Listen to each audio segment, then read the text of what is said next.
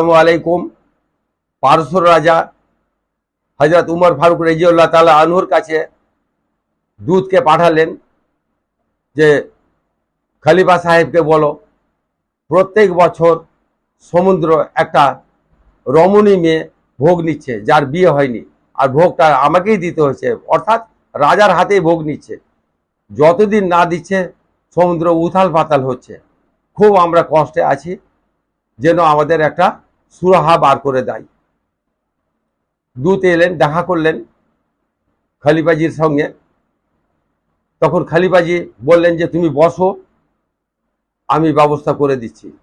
তিনি একটা চিঠি লিখে দিলেন সমুদ্রকে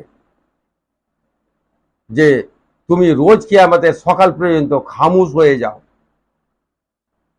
কিসের মেয়ে ভোগ নিবে তুমি। দিয়ে দূতকে দিয়ে দিলেন যে এটা রাজাকে গিয়ে দিবে, আর রাজা যেখানে ভোগ নেই, যেখানে মেয়েকে ভোগ দেয়, ওইখানে রাজা নিজের হাতে এই চিঠিটা দিয়ে দিবে, আর ভোগের দরকার নাই। তখন দূত খুশি খুশি চলে গেলেন, গিয়ে তখন রাজাকে বললেন যে সমাচার খুব ভালো আছে, এ দেখেন এই চিঠি দিয়েছেন খলিফা সাহেব, এই চিঠিটা আপনাকে গিয়ে ওখানে ছাড়তে হবে যেখান থেকে আপনি প্রত্যেক বছর একটা করে মেয়ে ছাড়েন।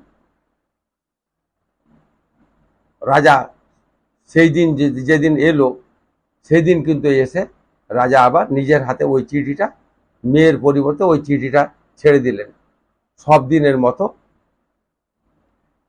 আর ভোগ নেওয়া বন্ধ হয়ে গেল, উথাল পাতাল যেটা করতো সেটাও বন্ধ হয়ে গেল। তিনার একটা শক্তি ছিল, এই শক্তিটা খলিফার মধ্যে সব থেকে বেশি হযরত উমর ফারুক রাদিয়াল্লাহু তাআলা আনহুকে আল্লাহ পাক দিয়েছিলেন। ভিডিওটা কেমন লাগলো লাইক করবেন, শেয়ার করবেন, কমেন্ট করে চ্যানেলটাকে সাবস্ক্রাইব করবেন। আল্লাহ হাফেজ।